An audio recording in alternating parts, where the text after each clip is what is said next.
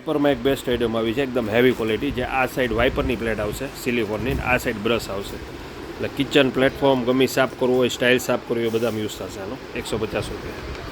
પછી 2-in-1 glass આવ્યા છે, જે 2 ગ્લાસનો સેટ આવશે. 120 રૂપિયાના 2 આવશે. જેની અંદર ગ્લાસથી આખો ફોલ્ડિંગ થઈ જશે. જે પાણી ભરવું હોય, લિક્વિડ ભરવું હોય, બધામાં યુઝ થશે. 60 રૂપિયાનો પીસ.